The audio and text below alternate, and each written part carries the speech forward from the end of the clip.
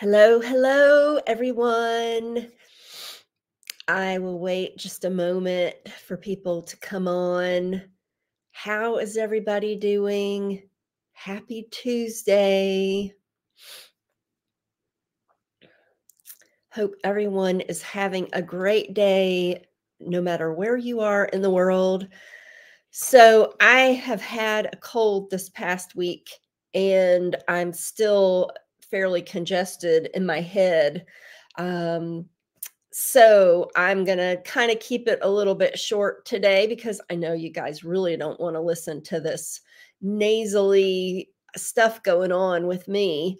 But I will say that it's so much better than it was. And I totally, I think I owe it mostly to, my Life Vantage Daily Wellness and Silver Biotic.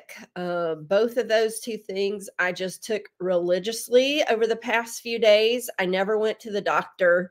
And I will say I did have a fever for a few days, but I'm feeling so much better than I was. So if you guys are ever interested in something that you can do, it's actually those two things you can take to prevent getting sick. And I had kind of, I had not been doing very well taking them regularly.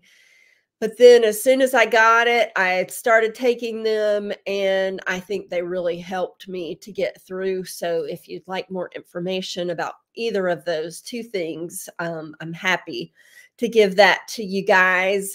So how's everybody doing? What's going on in your world? Around here, it's one real blessing was over the weekend while I was sick. My daughter was invited with a church group to Universal Studios.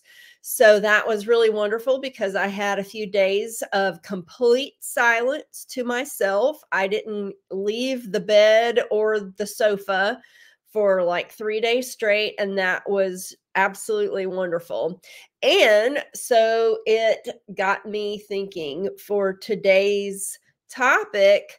I wanted to talk about resting into who we are supposed to be, because having that time last week to stop and get really quiet and really still really gave me time to pause and think about, okay, this is where I am, and this is the direction that I want to go in. When so often we just keep pushing and pushing and pushing, and we don't even think about what direction. So I wanted to talk in regards to resting into who we are supposed to be. I want to come at this from a few different angles. So if you guys haven't read this book, The Sleep Revolution by Ariana Huffington, I would totally recommend this book. I actually read this book many, many years ago, like when it first came out. And so it's not like I remember the book verbatim or anything like that, but I do kind of remember the premise that our sleep is really important and resting is really important. And so one thing that a lot of you guys may not know about me is I lost my husband in 2016. And that whole life experience, um I was just so exhausted. My daughter was 5 at the time. I was so exhausted from the whole thing that I started taking naps, sometimes multiple naps a day. And sometimes it was like, just get Olivia to school and then come home and take a nap. In the early days, it was like that. But I got into this habit of napping. And I, as I started coming out of the grief and everything, I felt a lot of guilt for still wanting to nap, but the naps seem to help me so much. And as a single parent, it's like it's no joke. It's just, you work all day and then all evening is maintaining your home and, prepping your child for life, and it's a lot. And so I found I really still needed to keep that napping routine during the day, but I felt so much guilt over napping because I felt, I was kind of like raised in America where we don't nap. We just keep pushing. And it's just like, I would say, just from my perspective, napping has a very negative connotation. Like, you're just lazy, you just can't hang, you're not as productive because you have to nap. And then this book came out, and Ariana Huffington just praised napping. And it was the first time that I was like, oh, thank you. It was almost like it gave me permission to nap, and it gave me permission to slow down and take better care of myself. I've been an exercise instructor for almost 18 years, and that whole mentality is go, go, go. You never stop. And this book finally was like, okay, I have someone's permission that it's a healthy thing to slow down. So she talks in this book about how companies slowly started to realize how important napping was, and they started to create nap rooms for their employees. Do you guys have any experience at your workplace with nap rooms? But I'm like, oh my gosh, I think that this is brilliant. So some of the companies that grab my notes. Some of the companies that have nap rooms are Ben and Jerry's, Zappos, Nike, and Ariana Huffington. She has nap rooms in all of her workplaces. And I just thought, wow, that's amazing. We've got whole Hispanic countries who have always known the importance of napping. They take a siesta in the afternoon. And so I was like, why did the US get away from this? Why did the US think that just pushing through and plowing through was okay? And it's really interesting in my reading, when Americans stopped, they didn't take on the napping ritual for the day. What did they replace with it? Because it's kind of universal that after lunchtime, we all kind of fall into a slump. And so basically, caffeine and sugar is what the majority of workers, American workers, decided to turn to. Not a healthy alternative, in my opinion. But it's interesting because you could make money that way. I don't know. It's just a little theory that I have. So Americans turned to caffeine and sugar to replace the nap in the afternoons to get them through that lull. And it's not a healthy thing to add. So anyway, I'm back to being an advocate of napping, and I still nap. I now am one of those people that I hold my hand proudly and say that I'm a proud napper. I hid it for a while.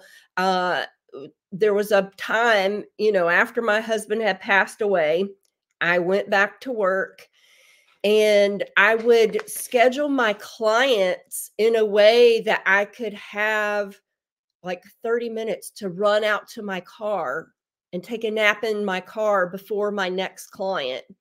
And so I would have like 2 clients, and then I would schedule in like rest time because at that point, I really needed it. I was just extremely fatigued, and I think a lot of adrenal fatigue as well. My body just needed a lot of help. But my body also said, "You like napping." Napping is something that we really enjoy, and my body said, I think we need to keep napping. So I'm just saying that it's something that I do, and I feel like it has helped me a lot. And people ask me a lot, "You're doing so much. How are you able to do all the things that you're doing?" And I will say, I think because I think I probably get about 6 hours average of sleep a night. It's not enough. I should probably try to up that to 7 or 8. Maybe sometimes I get about 7 hours actually, but it's that nap in the middle of the day, because when I will start to sink, and then I take 20 to 30-minute nap, and then I just feel like, okay, I can take this on, and I have really good energy. I'm able to do a lot and accomplish a lot. So that's the first kind of avenue that I want you guys to think about: resting into who you're supposed to be. So there's a lot of science out there now that just says, resting, sleeping well, as we all know, taking naps helps to, your body helps to regenerate itself quicker, and so that helps you to, of course, be more productive. It also, there have been some studies that say it helps to build creativity. And let's see. So there was a study in Georgetown University Medical Center that showed during a nap, the right side of the brain, the side associated with creativity, was highly active while the left side stayed quiet. And Yo-Yo Ma says that a nap is his reset button. Some famous nappers, other famous people who have napped, been very pro napping, are the Dalai Lama, and Winston Churchill. Yeah, it's like, that's really cool. Pope Francis, Bill Clinton, John F. Kennedy. So those are some highly influential people, and some people who have really made a big mark on the world. And I say, if they nap, let's nap. So if you like napping, I'm going to give you full permission to nap. So that's my first kind of arm of resting into who you're supposed to be, because to really be who you're supposed to be, you want to be as calm, and you want to be as rested. You want to be as collected, as sharp, and energetic as you can possibly be. So that's the first arm of this. The second arm is, I want to suggest this book, if you guys haven't. Michael Singer. It's The Surrender Experiment. He's got another book too. For me, it's all the way up there, so I'm not going to grab it for you guys right now. But it's The Untethered Soul. I know probably most of you have read these books, or probably Untethered Soul, because, excuse me, it's such a hugely popular book. I read both books, and I actually liked this one better. This one was a true story, is a true story, and it's basically his life, and it's just so wild and so crazy. But it's basically how in his 20s, he just made the decision that he was just gonna go with the flow, and he was just gonna let whatever happens happen, and he just wasn't gonna push real hard for anything. And I think if you know Michael Singer today, that is how he has lived his life, and he's hugely successful in the eyes of the world. I believe he's a billionaire, or he was a billionaire at one point. Um, and he just decided, whatever happens, I'm gonna roll with it, and I'm just not really gonna to try to push real hard in any direction, which is just so interesting because we live in such a society that's just push, push, go, go. And I have been in this world being in a personal trainer. It's all about just keep pushing, just keep working, just keep. But I'm here to say at 50, living in that for the past 50 years, that it is exhausting. And I finally have come to the point where it's like maybe Michael has a point, maybe he's actually on to something. Um, and so basically, his philosophy is that the world, the universe, God, spirit, whatever you want to call it, will simply just direct you into becoming who you need to become if you just let go and just relax about it all. It's when we start to try to force and we start to dig down and we're like, no, we want it this way. That's when the problems start to occur. And I think it's also when we start to get ill, we start to get sick. So his whole way of thinking and being, it's very almost foreign to me, or at least it was when I first read this book. I read this book about 2 years ago, I guess. Um, when I first read it, it was like, yeah, there's no way, because I had just been in that push mode for so long. But then over time, I've started to release a lot and start to slow down. And there, you have to kind of enter a real space of just trusting and a space of just knowing it's all going to be okay. I don't have to push so hard anymore. So, so if you guys are interested and you want to give it a try, I highly recommend this book. It's just a great read anyway. But what you walk away with is a whole new perspective on life, because he actually lived this, and it's possible for all of us. So I try to think about this book a lot more now in the way I live my life. Um, it's a process because I was raised, most of us Americans are raised in such a different way. We're raised to just keep pushing, keep going, keep plowing forward.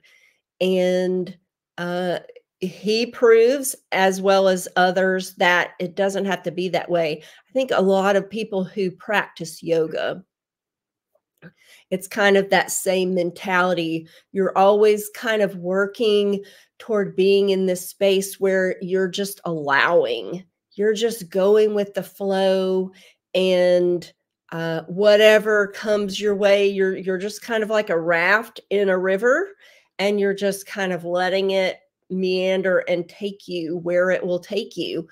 And so I think that I'm trying more to live my life that way, but I still have a lot in me that's like, I want it to be this way. And I have to really take note of that and be like, do you need to release a little bit here? Do you need to let go? So so with that, it may not always come out exactly like you wanted it initially, or like you planned, or how you set your goals. But you might actually come out healthier. You might come out happier. You might come out more relaxed, rejuvenated. So I want you guys to think about those two aspects of resting into who we are supposed to be. This book, The Sleep Revolution by Ariana Huffington, it's a great book. My takeaway on this is it gave me permission to rest when I feel like my body is saying, I want to rest. And that's a huge gift. That's a huge gift in a world that tells you you're being a wimp. And then this one, The Surrender Experiment by Michael Singer. This one is just a wild, wild way of looking at life, a wild approach, and you can take it or leave it. It's still very interesting and fascinating. And I will say it totally opened my eyes to ways of thinking and being that I was like, wow, maybe I will try that a little bit more. So I hope that's kind of helpful for you guys. My whole thing is exactly this: slowing down, resting more into who we're supposed to be. And that may not always be what my vision was. That may be that the universe, God, has a completely different vision for that. And I have to learn to accept that and be okay with it. And to learn to be a happier, healthier, more grounded person. That's what it's going to take. Listening to your body and allowing your body to be calmer and rest when you need to rest. And then also letting life kind of take you. Now, if you find life taking you down the road where all of a sudden you're wanting to do drugs with some weird people and wanting to stay out all night partying, somehow I don't think that's necessarily what he's talking about. He's more talking about having goals for life, but being fluid with that and allowing for the unexpected to happen. And sometimes you're like, wow, you meet someone, you're like, whoa, this person is like so inspiring. This person is so knowledgeable. They're just what I need. Maybe I should kind of follow them. And then all of a sudden that takes you, down a new path that you weren't expecting. I think that's it. It makes it about being more adventurous and just flowing. And that's what I'm really working on trying to get to for myself, for my child, for our businesses that we're building. I want it to be very fluid and happy and joyful. And I think that's really when it can be the most joyful, is when it's just kind of going with the flow. So let me know what you guys think about all of this. I'm very curious to know. If you'd like, I can put the information about the books in the comments. I would love to hear from you guys and love to hear your thoughts, love to hear what's going on. with our book, Violet and the Voices. Amazon says they are working to get it back up and running again. So you guys, if you will, if you're interested in getting our book, please just keep trying. They did say that things that help are if people leave, what's it called? When you leave the little message about, what is that called? All of a sudden I'm drawing a blank. Leave a, oh gosh, the, you know, the little things at the end where people tell you if they liked it or not. That's what I'm talking about. If you guys could go in and leave one of those, hopefully positive, for Violet and the Voices, that would be wonderful. And that would help us to get back up and running on Amazon. We are going to be starting the Violet, the VOR group coming up in this next week. We'll be sending out the information for her membership. So we're hoping that you guys with kids and grandkids will be very excited to enroll your kids in the Violet Club. I think it's going to be a lot of fun, and it's going to be very encouraging, very positive, all about health and wellness and having fun. So keep your eyes peeled for that. Let's see, anything else? I think that's all that I've got. Once again, I apologize for my stuffy nose and throat and voice. But I appreciate you guys so much for hanging in there with me. And I hope that you got a little something from today's show, mostly to just slow it down and go easy on yourself. I'm not going to be that girl that's just like, go, go, go anymore. I want you to do well in life. I want you to still go after your dreams and goals, no question. But I also want you to slow it down and have fun. I want it to feel good while you're in the process. So thank you guys for being with me. I really appreciate it. And until next Tuesday, I'll actually be going live in my groups during the week. But I will see you guys back here next Tuesday, 2:00 p.m. Eastern Standard Time. Thank you so much, and I will see you on the flip side.